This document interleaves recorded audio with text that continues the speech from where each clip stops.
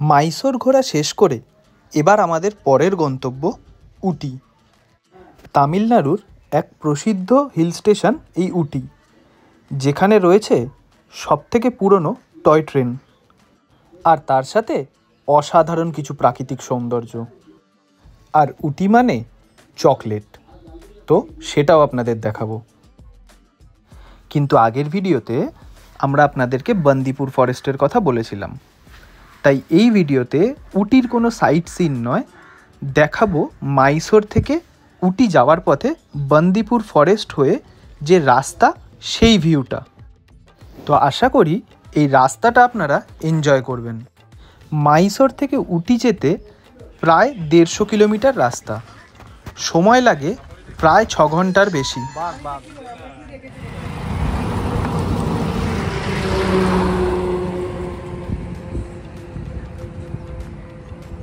এখন আমরা উটি যাওয়ার রাস্তায় দাঁড়িয়েছি, বন্দিপুর ফরেস্টের ঠিক আগে। এখান থেকে ফরেস্টের রাস্তা ধরে সোজা যাব আমরা উটির দিকে। জঙ্গলের সৌন্দর্য সবসময় আলাদা ধরনেরই হয়, আর বলতে গেলে প্রত্যেকটা জঙ্গলই আলাদা। আগের বারে যখন দেখিয়েছিলাম গির ফরেস্টের জঙ্গল, তখন রাস্তাঘাট গাছপালার ধরনও আলাদা। জঙ্গল এরিয়ায় ঢোকার সাথে সাথেই দেখতে পেলাম হরিণের দল। রাস্তাঘাট আর প্রাকৃতিক সৌন্দর্য এতটাই সুন্দর ছিল, আপনারা দেখতেই পাচ্ছেন। আমরাও এনজয় করছিলাম এই জার্নিটা। রাস্তার একদম ধারেই প্রচুর হরিণ দেখা গেছে, যেগুলো আমরা সাধারণত জঙ্গল সাফারিতে গেলে দেখতে পাই।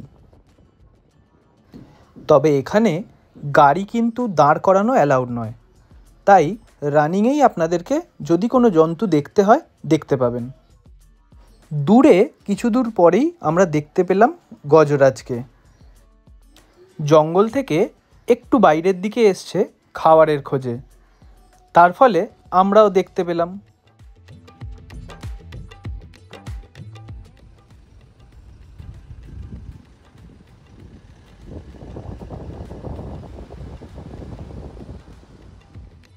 এই বন্দিপুর ফরেস্ট একটা টাইগার রিজার্ভ ফরেস্ট।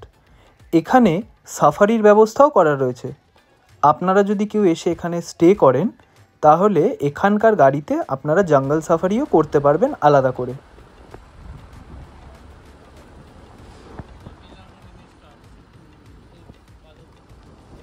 এই পয়েন্টের পরই আমরা প্রবেশ করছিলাম নীলগিরি রেঞ্জে, অর্থাৎ নীলগিরি পাহাড়ে। আর এই জায়গার সৌন্দর্য আপনারাই দেখে নিন।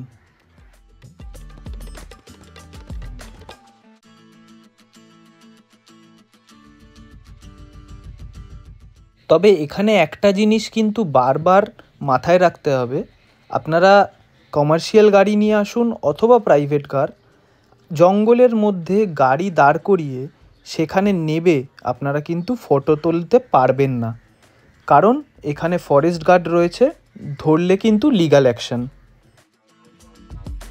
তবে হ্যাঁ, এই জার্নিতে আপনারা এই রাস্তা আর এই জঙ্গল খুব সুন্দরভাবে এনজয় করতে পারবেন, যেটা আমরা করেছি।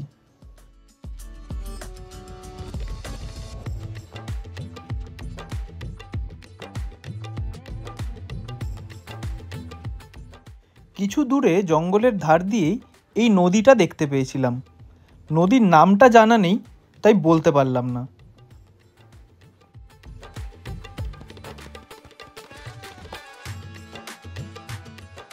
এবার জঙ্গল শেষ হওয়ার পালা।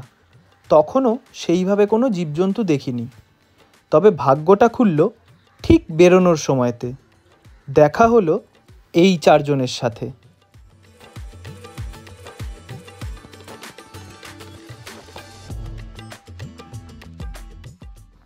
এটা কিন্তু জংলি হাতির দল। খাবারের খোঁজে এরা বাইরের দিকে এসছে। রাস্তা থেকে খুব বেশি হলে 20 থেকে 30 মিটার ডিস্টেন্স ছিল।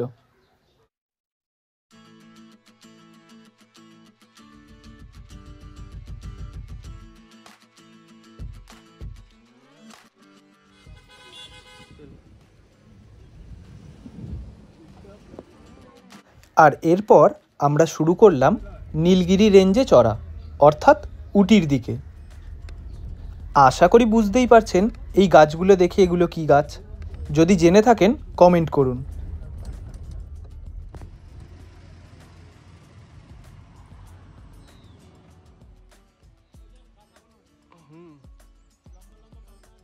আমরা এখনো উটি যাওয়ার রাস্তাতেই রয়েছি, প্রায় 2 ঘন্টা বাকি।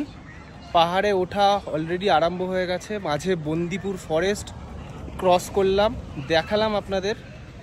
হাতি দেখতে পেয়ে গেছি, হরিণ পেয়েছি দেখতে। তো বাকি কথা উটিতেই হবে। এনজয় করুন জার্নিটা। এই চা বাগান দেখে রিসেন্টলি ঘুরে আসা কার্শিয়াংয়ের ডাউহিলের কথা মনে পড়ছিল। ভিডিওটা দেখেননি? ঠিক আছে, ওপরে আই বাটনে দিয়ে দিলাম, দেখে নিন।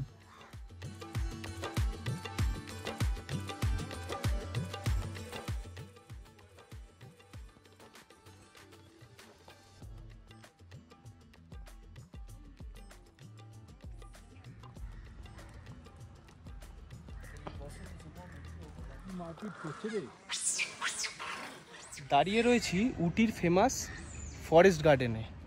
এখানে বিভিন্ন মুভির শুটিং হয়। টিকিট এখানে এন্ট্রির 40 টাকা পার হেড।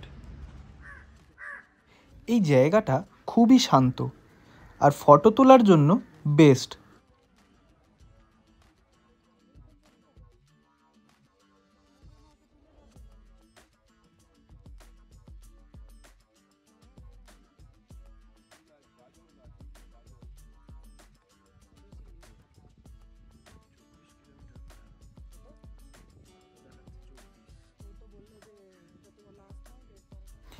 এখান থেকে উটি আর মাত্র 15 কিলোমিটার।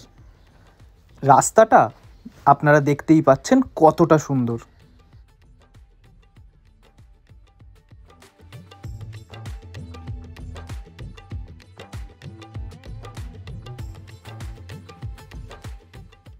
আর এগুলো থেকেই বোঝা যাচ্ছে কেন উটিকে সাউথ ইন্ডিয়ার কুইন্স অফ হিলস বলা হয়।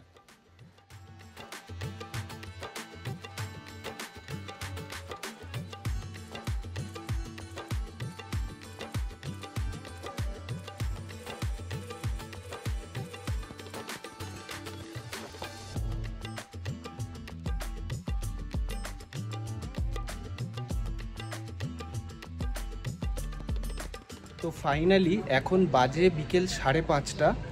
এসে পৌঁছেছি উটিতে। উটিতে আমাদের এই কটেজে। তো উটি রোজ গার্ডেনের পাশেই আমাদের এই কটেজ। এখান থেকে রোজ গার্ডেনও দেখা যায়। ওই সাইডে আপনারা যদি দেখেন খুব ভালো করে দেখতে পাবেন। এখান থেকে শুরু করে ওইদিকে পুরোটা লোকেশন খুবই সুন্দর। আর এখান থেকে ব্যালকনি থেকে দূরে পাহাড়ের ভিউটাও দেখা যায়। এখানে পুরোপুরি সবকটাই কটেজ রয়েছে, 2-3টে।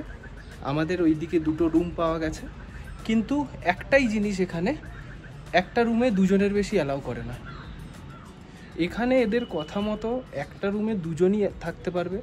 যদি 5 বছরের ওপরের বাচ্চা হয়ে যায় তাহলেও তাদেরকে আলাদা রুম নিতে হবে। এটা কি নিয়ম জানি না, কিন্তু যাই হোক, সব জায়গার আলাদা আলাদা নিয়ম থাকে। কিন্তু কটেজটা খুবই সুন্দর। এরকম 2খানা রুম রয়েছে। সন্ধেবেলা আলোতে উটিটাকে ঠিক এই রকমই সুন্দর লাগে। আজকে আমাদের সারাদিন খুব জার্নি হয়েছে, তাই ছিলাম আমরা টায়ার্ড। এবার খেয়ে দিয়ে শুয়ে পড়ার পালা। কাল আপনাদের দেখাবো উটির হেরিটেজ টয় ট্রেন জার্নি। অপেক্ষায় থাকুন।